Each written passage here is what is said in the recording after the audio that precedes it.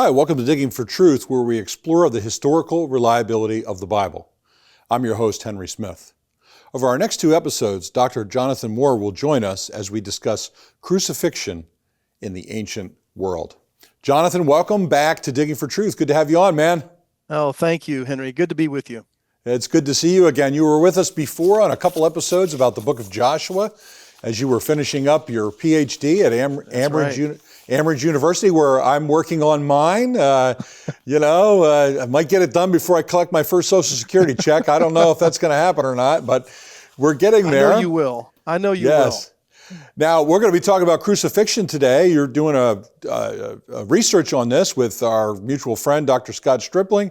And so let's work our way right into the subject. I'd like to jump in at the beginning, I suppose, and with what we know about the historical origins of crucifixion. If you could tell us about that. Yeah, so we have a lot of literary information about crucifixion, really starting back in the 6th century BC. We have records from the 4th century BC with Alexander the Great accelerating the use of crucifixion.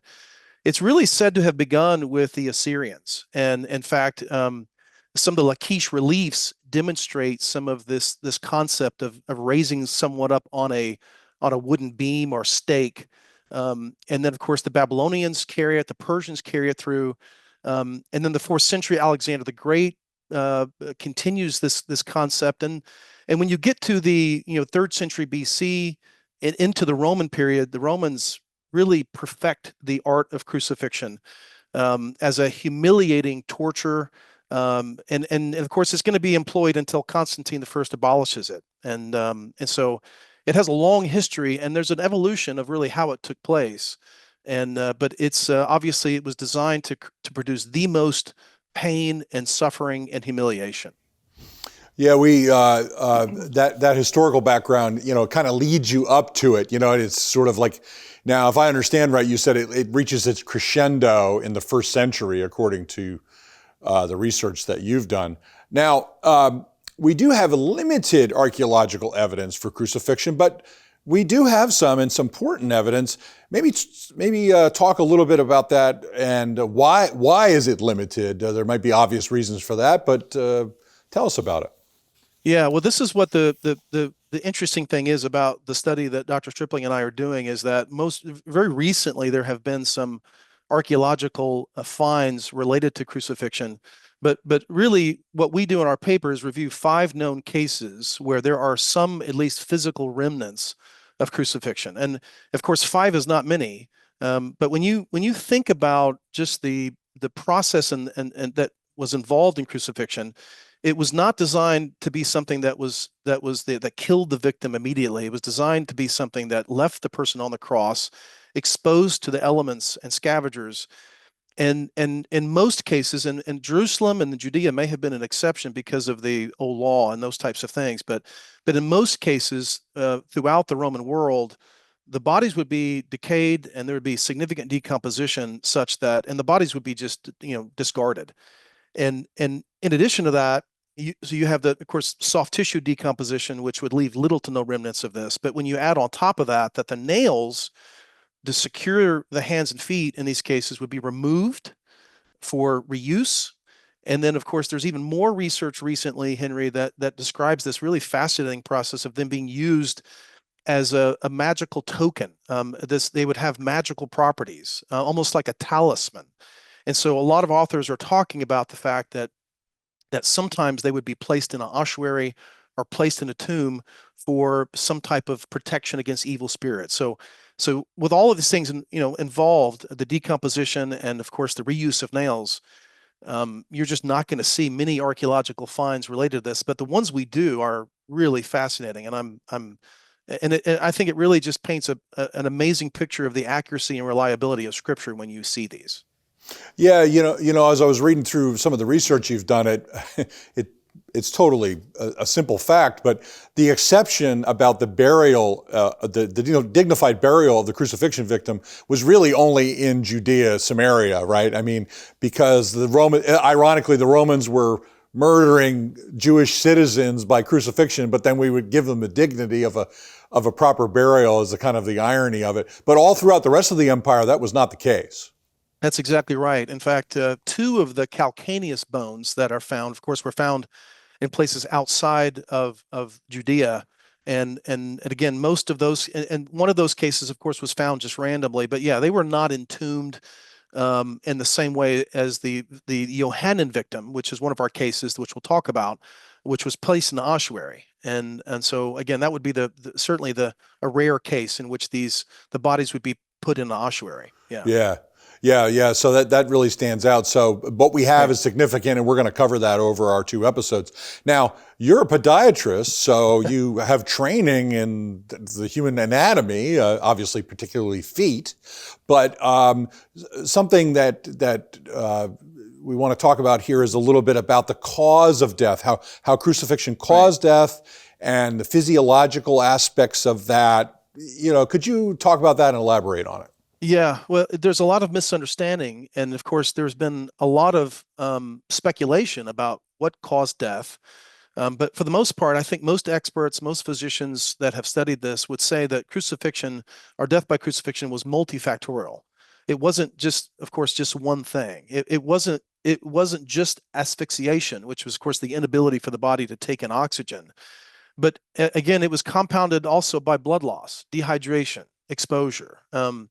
And of course, the main physiological effect that took place that was, of course, designed to be this way was the inability for the victim to basically breathe. In order to breathe, of course, they would have had to pull their body weight up, of course, with their hands high up, and of course, nailed to the cross, maybe with ropes or without ropes, and they would have to push up on their feet, which were, of course, nailed to the stipe in order to draw breath. And as the victim's chest muscles would weaken, as there was, of course, increasing blood loss, there would be hypovolemic shock. And in some cases, again, what we would consider, the heart literally, bursting because of the buildup of fluid around the heart. But I would say that for the most part, crucifixion was not designed to kill. Crucifixion was designed to create enormous amounts of pain for a prolonged time period, of course, with eventual death. And that's one thing that I think we need to understand as biblical scholars and as Bible readers, that the circumstances that happened with Jesus were very unique, and that he was on the cross for 6 hours. Where he was crucified is very important, but it was a number of factors. But ultimately, the Romans knew where to place the nails not to produce excessive blood loss that would, of course, expedite the death. So they were masters at their art, and it was a terrible way to die. Yeah, so terrifying, obviously, for the victim, but also the purpose of this was to terrify the peoples that the Romans were subjugating. Exactly right. You better stay in line, or this is going to happen to you, is the message, and it's obviously a very public thing. So it had a dual purpose in that sense. Well, Jonathan, we're going to take a break right now, and after this break, we'll be right back to continue our discussion. In a culture of intense Bible-denying skepticism, Associates for Biblical Research exists to strengthen followers of Jesus by affirming the authority of the Bible. Our archaeological fieldwork and original research form a strong foundation in upholding the reliability of the Scriptures. For students or anyone asking if they can really trust the Bible, please visit our website and partner with us by joining our prayer team or financially supporting this ministry. And thank you for standing with us.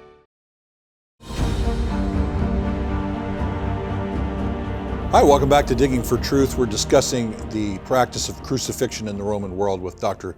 Jonathan Moore. Okay, Jonathan, sort of the next part of this we want to build on here is sort of the variations of crucifixion. In the last segment, we talked about the purpose of it, the suffering, the agony, and the public display.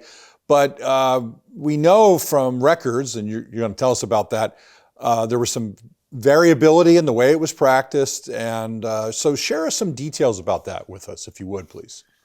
Yeah, of course, because of the limited archaeological aspects of crucifixion, of course, to some degree, the type of cross Jesus was on and the variability of the types of crosses, of course, to some extent are speculative. But we know for the most part that the most common type of cross was what's called a tau cross, and the tau, of course, is a basically looks like a capital T.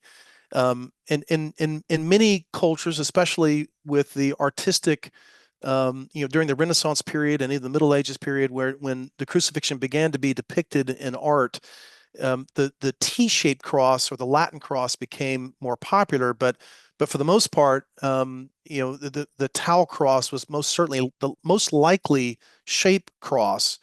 And of course, the victims, in many cases, I think we know from the research we've done that in more cases than not, nails were used. There has been some that have surmised that ropes were used in most cases or all cases. We know that's clearly not the case now. And through our research, we've identified the fact that nails were predominantly used and just reused. But whether the nails went through the wrist or the hand, there probably was some variability. We found there was a victim in one of our cases where the nail went through the palm, which would be unexpected. But in almost all cases, you do see some standardization, especially with where the nails go into the heel bone, which we'll talk about. But some variation and then some degree of consistency as well. Yeah, so not a single standardized use, but some basic principles. I mean, it almost feels weird saying that. Let's talk about basic principles of crucifixion. But the Romans were trying to find the most effective way to do it. So in that insidious, wicked sense, they were trying to inflict as much pain as they could, which we're going to talk about. So, we probably have assumptions about crucifixion. We're going to talk about Christian art as we go through the program, but in our minds, we probably have seen depictions in our own minds about what it looked like, but there may be some assumptions that are not consistent with the evidence. So, if you could tell us about that a little bit. Yeah, I think that one of the things that drew me to this study was this idea that and you see this very prominently in medieval and Renaissance art, is the idea of the crossed feet and a single nail, basically being, penetrated through the top of the foot. So in art, and of course in many of the studies that have been done, you can see that in many cases you see the nail depicted as going through the top of the foot and through a overlapped foot. And we see basically the opposite in the archaeological record. We see the nails really in almost every case penetrating the outside or the heel bone, and in such a way where the victim was basically straddling the cross in such a way where their heels were nailed through their heel bone into the stipe, into the wood post, instead of this idea of a crossed foot with a single nail going through. That was the most interesting thing to me. And one of the things that I think what we talk about in the study is many have presumed this idea of the nails going through the forefoot in this way because their idea was that in no way could the nail break the bones of the foot or hands. And we'll look at that prophetic statement in Psalms a little bit later. But that's been the presumption, is the nail must have gone through the intermetatarsal bones, and that it could not have been possible for the nail to penetrate through the heel bone.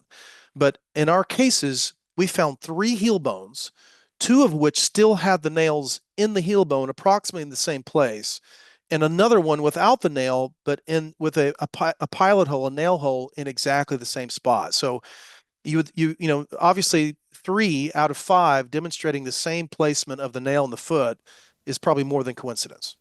So there's some nuance here with the crucifixion in the heel, in that I gathered from what you were saying. Let's explore the Psalm thing a little bit, because I think Christians concerned about the prophecy that Jesus's bones would not be broken.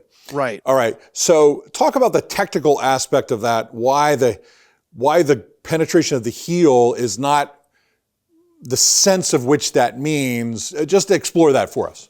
Yeah, and this is really, I think, the centerpiece of what I wanted to convey as a physician, in that if you, with a nail, penetrate the heel bone, that would not in any way, from a medical sense, constitute a fracture or a breaking of a bone. In fact, Henry, when we see patients that come in with calcaneal fractures, the way we repair a calcaneal fracture is we put a screw across it. So clearly, by putting a screw through the very cancellous kind of soft bone of the heel bone, we're not creating a fracture. We're basically piercing the nail through the heel bone. And so what I would convey as a medical professional is that when the Romans penetrated the heel bones, and they did in 3 cases of the 5 that we have, that in no way constitutes a fracture. That is not the breaking of the tibia or fibula that would oftentimes be used by the Romans to hasten death, where they would go in with a club and of course, brutally break the tibia or fibula to drop the patient and make them unable to be able to breathe and pull up. And of course, that process was done for 2 of the victims that were on the side of Jesus, but not Jesus himself. But I guess the point is that the penetration of a nail does not constitute a fracture, in my opinion. And I think that Jesus, if he did have a nail penetrating his heel bone, in the way the archaeology indicates, that would not have been a violation of Psalms 34.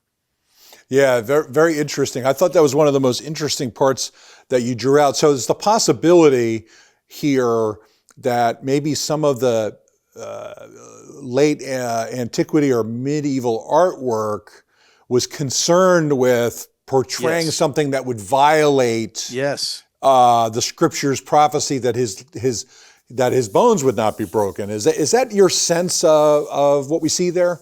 Yeah, and it's so interesting that idea has even merged into modern day scholarship. And you see medical professionals having talked about the fact that the nail could not have gone through the heel bone because that would have been a breaking of the bone.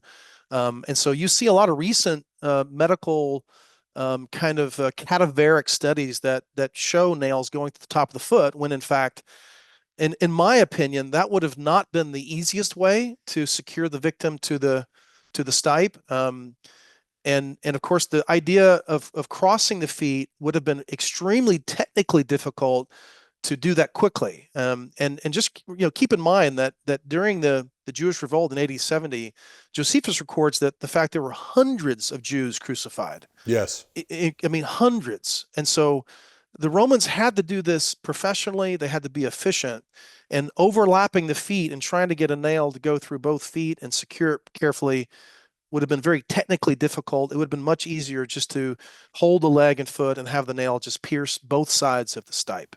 Excellent. Well, let's hold that thought, and we'll be back after this break. Digging for Truth is produced and recorded in the studios of Lighthouse TV. Positively different.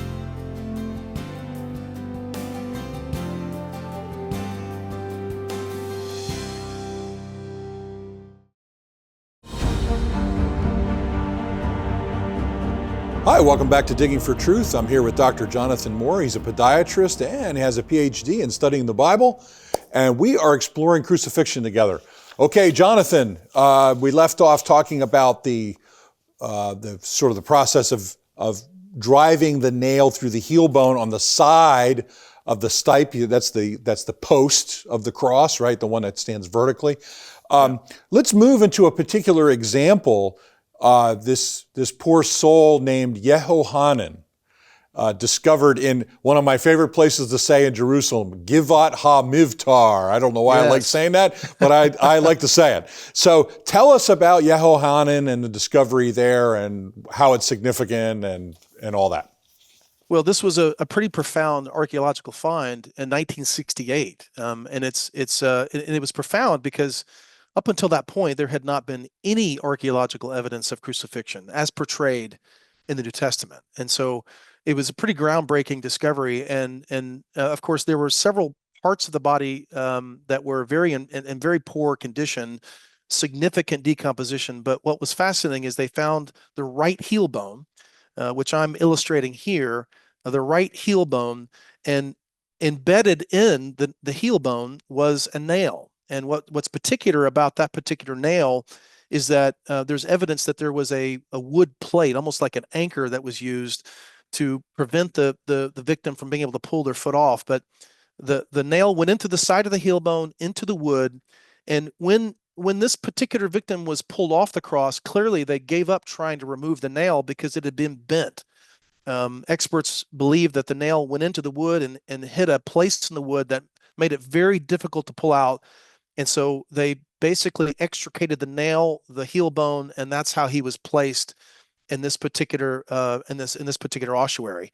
So an extremely rare find that really began. I mean, obviously, it opened the eyes of scholarship in demonstrating the fact that crucifixion was real. Nails were placed in the feet. There were some ideas that Jesus was only roped, or ropes were used only. So it corroborated a number of historical texts, including the Bible. Yeah, it shows how you could get the nail through the heel bone. I had never thought about two things that you bring out. One is the bending of the nail on the other side. Yeah. So I never thought about the fact that the victim would try to get their foot off the nail. That makes sense. They would want to do that. And then they used wood like almost as a washer is the word that you described, right? Am I describing that correctly? It's a morbid idea, but in this particular case, there's evidence that a thin piece of wood was used to just, secure, almost like we would use a washer today. The other two heel bones did not indicate that particular technique. But it would depend, of course, on the size of the head of the nail. Some of the heads of the nails would certainly not allow someone to pull off. But you can see this where the nail is bent at the end. Of course, part of it's broken off. But it is it's a significant nail, and clearly the one nail that was found was only used in one heel bone. It was presupposed for a time that maybe both heel bones were used for that nail, but that's certainly been proven false. Yeah, that's very good. And the other part of this, real quick, is the idea for skeptics in the 19th century said that no, the victims were thrown into mass graves and that sort of thing. Here, this victim was found in an ossuary bone box, which means his family or someone that knew who he was collected his remains and put them in this bone box. So, and Jesus's remains were put in a tomb very similarly. So there's a connection there. Yeah, and probably in the same era of time. I mean, we're not that far away from this, this era of time. And of course, when researchers have identified, in the first century, where do most crucifixions happen? Interestingly, they happen in the region of Judea and Syria. And so in the Roman Empire, there seems to be this time period in which more crucifixions happen here than in any other part of the Roman Empire. Yeah. Very good. Very good. Okay. So since the Yehohanan discovery, there's been other discoveries that you wanted to survey. So let's do a little bit of that together. Yeah. So, basically two other heel bones have been found, one in Italy, one in England. The Finstatten, the England victim, of course, was found with still a nail remaining in the heel bone. The Gavello victim was found with a heel bone with basically a circular nail hole there, where in this particular case the nail had been removed. But what we learned from these two other cases of heel bones is that the process that took place with the crucifixion of this victim in Judea, very similar, if not identical, to the process. With some, there are some differences, but for the most part, the nails are going in laterally through the heel bone, into the post, in such a way that the victim is straddling the stipe.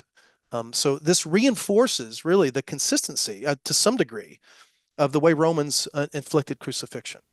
Yeah, I had never heard of the Italy discovery before I read the paper that you and Scott are writing.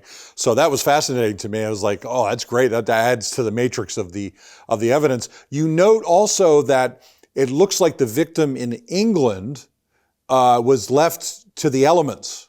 So we have a contrast between that. I think you said that. Correct me if I'm wrong. We have a contrast between that and the burials in Judea. A comment on that. Yeah, well, so the victim in England was carried, and again, they believed he was carried on a wooden platform, and then of course buried in the ground. Of course, these victims were not placed in ossuaries. They weren't in tombs. They were buried in the earth. But in both of these cases, of course, you're outside of Judea. But what's rare, of course, is to find any heel bone with even a sign of crucifixion. That shows, again, in both of these cases where a family member or someone gathered the remains and buried them. I would say that in the large majority of cases, as you indicated earlier, these victims did not, were not given the opportunity to be buried at all. Yeah, very good. Okay, so we got about a minute left. Could you give us a quick tutorial on this strange phenomenon of using crucifixion nails as good luck charms or talisman? Yeah. Very weird. Yeah, that is a strange phenomena. But in one of our cases that we talk about, one of the cases that's actually the Caiaphas tomb, there were actually two nails found in Caiaphas' tomb. One of them found in the ossuary itself. And it is believed by experts, including Craig Evans, who is well known, well documented as studying this. It's believed that it's very possible that these nails were actually used in a crucifixion. In fact, the nails found in the Caiaphas tomb actually had residue of bone material on the nail when they were evaluated. And it appears as though they were placed in the tomb as protective amulets, almost talismans. So there's this term that's used. It's called apotropaic powers. Apotropaic means that they were used to be almost like a talisman to ward off evil spirits, and they became very popular. In fact, there's evidence in some cases in the literature that the Roman soldiers may have sold them after crucifixion. But there's another case in which one of our victims was surrounded by other nails. It's unclear. There's some debate about what they were used for, but they may have been used in this same regard to ward off evil spirits. It is a bizarre idea, but in the pagan world that existed in Judea, of course, you have very commonly you see coins placed in the eyes, coins that were used in a sense to take the victim across the river Styx. So you see a lot of these Greek Hellenistic ideas conveyed in burial mechanisms during the time of Jesus. Yeah, it makes total sense. Well, Jonathan, we're going to take a break right now, and after this break, we'll be right back to continue our discussion.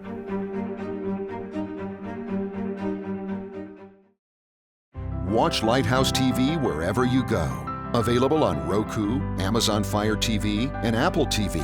Search Lighthouse TV online on your streaming device, or go to our website, lighthousetv.org, for more information.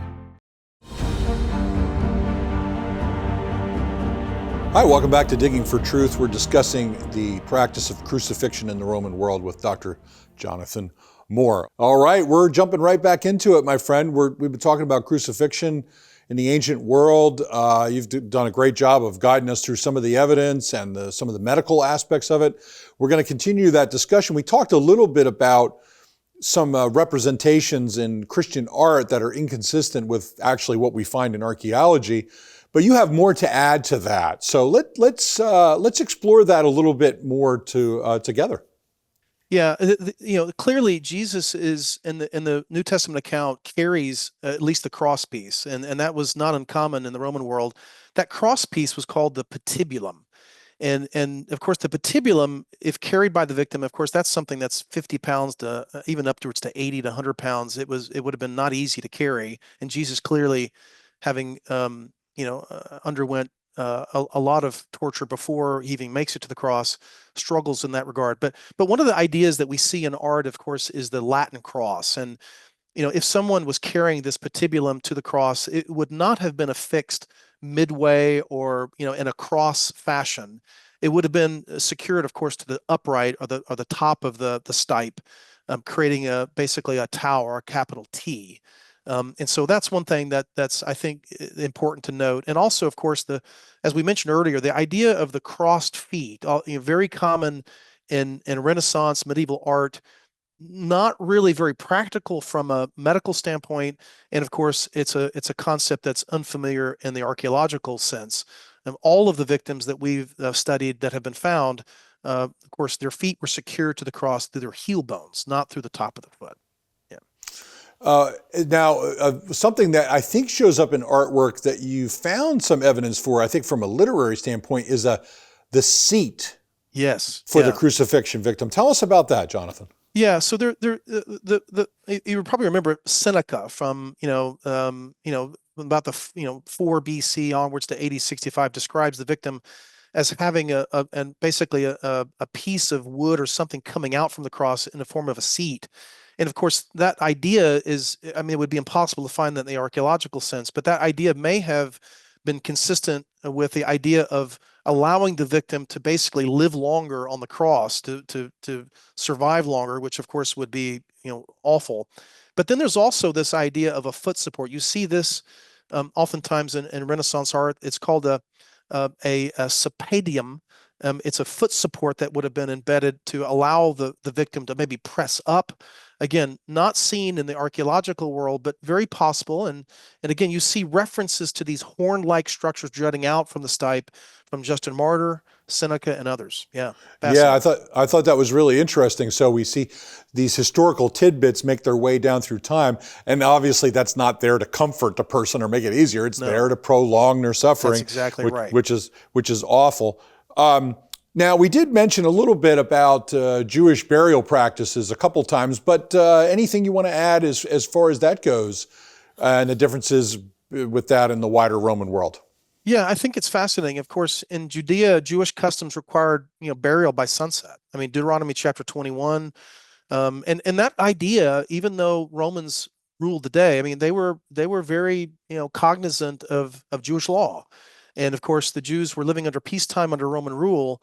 But it appears as though, and again, Craig Evans has done the most research on this, how Jewish law influenced Roman practices in Judea, ensuring that even crucified victims were buried rather than left to decay. And of course, this would, being, as we mentioned earlier, crucified victims being right at the entrance into the city, right at a highway that entered the city. Of course, Jews coming to the temple would have been made unclean. So the Romans seem to have accommodated Jewish law in this time period. Yeah, I just continue to find that interesting and that ironic. Now, what I'd like to do is jump ahead a little bit. We've covered quite a bit because you're a podiatrist, so you showed us the heel and the idea that this going through the side was one of the key features of what they did when they did nail it. But let's talk about the nails with the hands, because you think about a nail going through a palm and you think about holding the weight. That kind of thing, versus the wrist. Is that a contradiction in the biblical text? What do we know from the evidence? Tell us about some of that, if you would, Jonathan. Yeah, so it's very interesting. And one of the victims that we found that we refer to as the Abake victim, they actually found nails that were attached to the phalanges, which are the finger bones of the victim. They were almost fused, as if the nails were, came in contact originally with those finger bones. And so what's interesting in that regard is that, it would be unlikely for a Roman to put a nail through the hand if the goal was to secure the patient to be able to pull up. And there's been lots of medical cadaveric studies that have highlighted the fact that if the nail penetrates the hand, and the victims pull down or they put their body weight, it would rip the soft tissues in the hand and basically, in some cases, free the hand in that regard.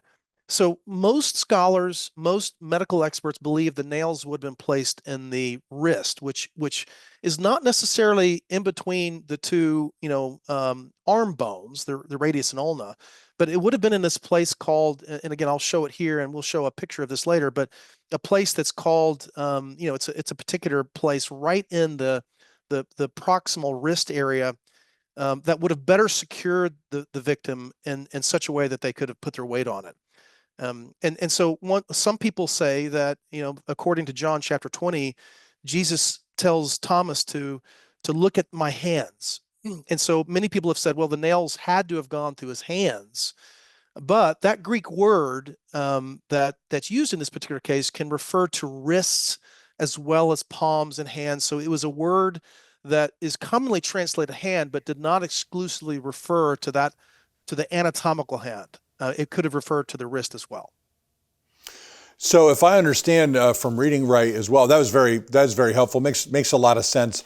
The New Testament authors are not giving us a hyper-technical medical description of where a hand ends and begins. This is the hand, Right. We're not talking about the elbow. That's obviously, they're not Right. talking about something Right. that divergent, where it would be incorrect. But here, just simply the hand. What's interesting, you mentioned that when Peter was in chains, they said it was Yes. around his hand. We might say wrists, but the same kind of thing, right? Do I have that correct? Yeah. So in Acts chapter 12, Luke, who's a physician, records that Peter's chains fell off his hands. Again, that's that Greek word chiron, which also refers to wrist. Obviously, the chains wouldn't have fallen off his hands, but it just demonstrates, like you're saying, that the biblical writers use that word chir broadly without anatomical differentiation. So Jesus could have been nailed to the hand. If he did, he probably would have likely needed ropes to secure his body. But again, from a structural medical standpoint, it would have been far better for the nails to go through the wrist area here. There's a place that's very structurally secure where the nails would not have fractured the bones of the hand, and that would have allowed the victim to pull up and structurally support their body weight. It's a horrific idea because of the nerves. If you've ever had carpal tunnel syndrome, the carpal tunnel runs right through this area of the hand, and that's right where the Romans would have put the nail to cause intense burning and just immense, a pain through the wrist and hand. Yeah.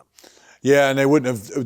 They knew it, but they didn't know it. They didn't know it in the sense that we know it, Right. because we can study the body in a different way. They knew it through experimentation and torture, which makes it even worse. So it was like there was a parade of people that they had perfected this practice on, which is just horrible. It's horrific. Yeah. Horrible to think about. Yeah. Well, we're going to go to a break, Jonathan, and we're going to come back very soon. So friends, please don't go away. We're continuing our discussion on crucifixion.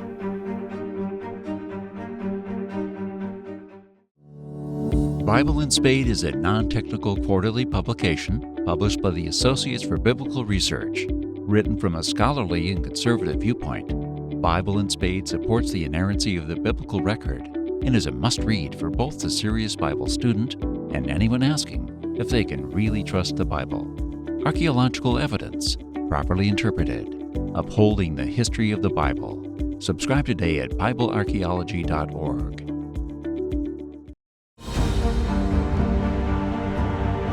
Hi, welcome back to Digging for Truth. I'm here with Dr. Jonathan Moore. We're exploring evidence for crucifixion in the ancient world. Okay, Jonathan, we mentioned in part one, or you mentioned information about evidences that we have found in crucifixion victims, Italy, England, in Judea, or Jerusalem, I should say. But we want to kind of flesh those out a little bit, give the audience a little more detail. So tell us more about some of the evidence from those. Yeah. So we have three heel bones. So we have three calcaneus bones, and that's this bone of the heel. In all three of those cases, the nails enter into the heel bone approximately right around the same area, and that is the most fascinating to me as a physician. Is okay. Well, where the nails are, does it make sense anatomically? And it does. And so if you look at the nail hole, of course, in the case of the Italy victim, and the two cases in which nails were actually still found in the heel bone, they all enter into the heel bone beneath an area of the heel bone called the sustentaculum tali, and that is a very rigid cortical, almost bridge bone that sits on top of the softer bone here. And so the nails would have been gone right underneath that very hard cortical bone, perfectly securing it. It would have gone through easy. It's soft bone through the heel bone underneath the sustentaculum tali, and it would have gone into the wood, and the victims would have been able to push up and of course be secured firmly. The two other cases, one is called the Caiaphas tomb, where we found nails that had bone deposits on the nail, so we know that they were used in some crucifixion. And then the last one is the Abba tomb, and that's where we found nails that were still attached to the hand bones. So consistency-wise, you don't see any evidence of overlapping feet. You see the one case in which we have nails associated with the hands, they're actually in the hand, not in the wrist. Although, again, we don't know where the nail started. In the case of the Abba tomb victim, the nail may have started in the middle of the hand and then ended up in the fingers as it tore the tissues. But you see these common features which are really fascinating in the sense that there was some consistency in how they did this. Yeah, and I guess it could be the case in that one that that particular Roman soldier just didn't do it as efficiently as he should have, that we just don't know, right? I mean, so well, in that particular case, Henry, it's fascinating. That victim has been, it was ascertained that victim that we refer to in our study was more than likely beheaded before he was crucified. And if that's the case, the purpose of the nails would have been entirely different. It would have been, he would have been put on a cross just to humiliate him. And so it very likely is the case that in that particular case, the nails were just tacking the hands to the cross because he was already dead. So that's another interesting little tidbit. Yes. I remember reading about beheading, but I didn't catch that nuance when I read through your material. That is fascinating. See, it shows you, like, as you're studying these things, you have to keep peeling the onion layers back and keep peeling them back and keep peeling them back as you're looking at the evidence. So this is again, you mentioned the broad consistency, but the nuance that's used. You mentioned also in your work that the evidence for the hand nailing seems to be less conclusive overall than the heels. You've emphasized the heels quite a bit. Is that just because we just don't have as many remains, or is the literary evidence ambiguous? And comment on the ropes too, because I know that's kind of like a curveball that's in there that you tried to sort through in your research. Right. Well, again, before 1968, there was no real evidence that nails were used, other than the New Testament account and then some other very vague, accounts by Seneca and others, in that era. So in 1968, when the Yehohanan victim was found, of course, that solidified the idea that nails were in fact used. There were some that said that ropes were used, in some cases to replace nails. We don't have any evidence of that. So that's purely speculative, but we do know that lots of nails were used because of what we know in the literature at that time. But when you think about the hands of the foot, you think about this heel, this is a big bone. And when you think of the very small bones of the hand, they would deteriorate. They're much more fragile, more likely for those to disintegrate and really just become really obviously to just become unavailable to be able to be seen over centuries. I think the reason why we're finding the heel bone in particular, because it is the largest bone of the foot. And there are no significant, really large bones of the hand, and obviously there's so much soft tissue in the hand. There's lots of small bones. So I think that's the reason why archaeologically it's going to be very difficult, unlikely to find many more victims unless they were put in ossuary. All right, that's excellent. Okay, so a little bit a shift here. Talk about, we've had several episodes of Digging for Truth on the Shroud of Turin. More recently, Jeremiah Johnston was on our show to talk about the Shroud of Turin. If folks can check that out if they want to see the evidence of that. Trying to match up the Shroud of Turin a little bit with the evidence is, it's kind of tricky to do. But what can we see? What are some tentative things that we could say about correlating the two of them? Yeah, that was a question that we really wanted to answer in our paper, and that is important because I think you have in the Shroud of Turin a forensic representation of a crucifixion victim. I think the bloodstains are real bloodstains. I think you've probably adequately reviewed that, but there's a lot of fascinating details that are probably very nuanced details. I think the most interesting thing is that the shroud victim clearly has, I think the victim was depicted originally as having the foot crossed. When you look at the bloodstains around the feet, there are some very particular patterns that suggesting a single nail was used in this particular case, this representation. And so you see some things. Of course, you see what's very interesting is the bloodstains you see directly in the wrist area on the shroud victim, as opposed to the hand, which again would match more modern anatomical studies. I think the one thing that maybe conflicts slightly with the archaeological record in the shroud victim, of course, is the single use of a nail and the overlapping of the foot. But you do see, of course, you see other commonalities that you would expect to see in a crucifixion victim. Blood on the head where the crown of thorns would have been placed, and of course blood on the side. So you see some elements of authenticity confirmed, and then other areas that just draw more questions and that invite more research. Yeah, I think that was a good way to survey that. But I think ignoring the Shroud of Turin, which you guys don't do, is a mistake from a standpoint of gathering all the forensic historical evidence together and see where it points us. Well, Dr. Moore, believe it or not, we're headed into our last segment, and we'll be right back after this break. Are you interested in digging even deeper for the truth? Then please visit the ABR website at BibleArchaeology.org and click on Bookstore. There you'll find a wide variety of resources designed to defend the Christian faith. Archaeology, apologetics, the text of Scripture, creation evolution, even study Bibles. You can pick up the perfect gift for the sincere seeker or fellow Christian.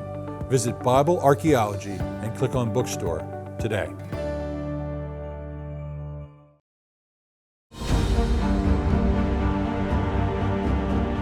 Hi, welcome back to Digging for Truth. I'm here with Dr. Jonathan Moore. We're talking about crucifixion and the ancient world. And in this segment, we'll be connecting up specifically with the suffering of Jesus of Nazareth, our Savior.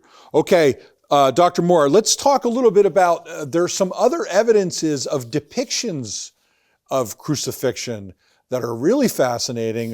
One of them I had heard of numerous times, but two of them that you and Scott work in your research that I had never heard before. So could you tell us about those, please? Yeah, one is a very small gem that was probably used as some type of amulet of some sort. It's called the Perrier gem, and it is probably one of the earliest depictions of a crucifixion victim. And the gem shows a crucifixion victim, and of the interesting elements that are found on this gem that was carved is the outstretched legs of the victim are on the side of the post, just exactly consistent with what we've identified as the straddling position that we see in the archaeological record with these victims that we've talked about. So that's a very interesting finding. The Alexamenos graffito was found in Rome, and it also depicts a crucified victim. Now, this was, of course, an anti-Christian, mocking Christian worship at the time. It depicts a crucified figure with a donkey's head. But what's also interesting in this representation is the figure's legs are also depicted in a straddling position rather than this crossed foot position that we've talked about. And then lastly, the graffito at Pompeii, again, depicts a crucifixion victim with legs extended to the sides, just like the other depictions. And again, it just points to this artistic convention that became popularized with the idea of the crossing of the feet, the use of a single nail. And again, we don't see that in the medical record, in the archaeological record, but we also don't see it in these early artistic representations, which is fascinating. Yeah. Great evidence to add to it. I had heard of the Alexamenos one before, but not the other two, and they're really interesting. I hope folks find that compelling as well. I want to talk about something that was hard for me to read, but I think we want to deal with it in an honest way. In the artwork, Jesus is on the cross with a loincloth. However, what we know about crucifixion victims is something quite different and really startling. Could you talk about that for a few moments? Yeah, it is hard to think about this. It's hard to think about just even in the conventions of New Testament period morale or just morals and the culture, which was a Hellenistic culture. But there is little to no doubt, based upon our research and our study, that Jesus was in fact completely unclothed when he went to the cross. And when you think about not only the torture physically, but just the humiliating nature of being hung on a tree or hung on a cross completely naked, there just really can't be a worse representation of humiliation. And of course, when we think about Jesus having emptied himself on the cross and through his actions, I mean, that's truly emptying himself. And but there is no question that of course, because of the morals and of course the culture of the time, Jesus would be clothed in many of the representations in art. But there is little question that that these men were completely unclothed when they went to the cross, which is awful. Yeah. I was with our colleague who you're doing the research with, Dr. Stripling, back in September, and we were discussing this, and he mentioned this to me, and it kind of like stabbed my heart. And when I read it again in your material, it did the same thing. So, I was thinking many things, the humiliation, but I was also thinking of what God had given Adam in the garden to be unclothed in this beauty with his wife. Yeah. And then this parallel, this anti-parallel, if you will, of what Jesus endured on the cross with no clothing, being humiliated and executed, the only innocent man to ever live. I was thinking of the juxtaposition of those two things. But you wanted to also share, speaking of Adam, connections across the scope of the history of redemption here with us, Jonathan, as we got a few minutes left in our show to sort of connect up with that time and the promise from long ago. If you share your insights on that with us. Yeah, one of the things that I think we have to never forget is the fact that Jesus going to the cross was not an accident. It was something that was prophesied long ago, and of course, it was prophesied, because of the need for there to be an ultimate sacrifice, the shedding of a perfect lamb for us, and that goes all the way back to Genesis chapter 3, verse 15. It says, "I will put enmity between you and the woman, and between your offspring and hers, and he, the Messiah, will crush your head," that is the serpent, "and you, the serpent, will strike his heel." That word "strike," that idea connotates almost like a snake bite, which and when you think of crush, we think, of course, the crushing of a lethal impact of a head wound. But when you think of the idea of a nail piercing or striking through Jesus' heel bone, I think that portrays beautifully what's represented in this prophetic statement in Genesis chapter 3. And so what he physically endured based upon the archaeological, literary, artistic evidence, I think is presented beautifully as a striking of the heel bone. And I think that, of course, Satan's head would be crushed and ultimately Jesus would overcome. And that's the beauty and the theology. I don't think anything that happened on the cross happened by accident. Yeah. It's interesting when you think about when the Apostle Peter gets up and preaches on the day of Pentecost, that tension that he preaches there, that God preordained all of this. You crucified the Lord of glory, and they responded properly to this. The crowd, in that their hearts were cut, or the text says something like that. Their consciences were pierced by the reality that they were guilty, but they responded properly to their complicity in this crime, right? And maybe a last minute or so, just to share, about that, our complicity, Jonathan, as sinners, and the call to the gospel that Jesus welcomes anyone who comes with a true heart of repentance and faith. Well, that's exactly right. And I think bringing up Acts chapter 2 is beautiful because, many of those people that were there may have witnessed Jesus himself being crucified, and they knew that this man had been killed. And I think that the beauty of the gospel is not that he underwent this horrific event, this horrific torture and crucifixion, but more importantly, through the eyes of many witnesses, this man was resurrected. And that's the reason why you and I are talking now. It's the reason why you and I have hope, is because he was resurrected. And I think many of those people in Acts chapter 2 that hear Peter speaking were eyewitnesses to not only his miracles, but to his death. Yes. And having seen him alive, they knew that what Peter was saying was true.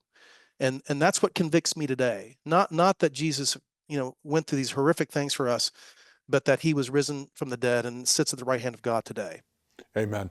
Yes, that's right. A dead Messiah would not give us the forgiveness of sins, but the completeness of it is the resurrected Messiah, who endured the cross, as we've been going through these two episodes. Well, Jonathan, thank you so much for your friendship, your partnership in the gospel, all the hard work you've done with this. This was just a wonderful tour, difficult in some places, but important. And so thank you so much. Appreciate all you do. Thank you, brother. Thank you so much. Good to be with you. Friends, thank you for watching Digging for Truth. We hope that today if you're uncertain about your standing before God, that you'll turn to Jesus for the forgiveness of sins and reflect on what he did for you on that old rugged cross. Thank you for being with us.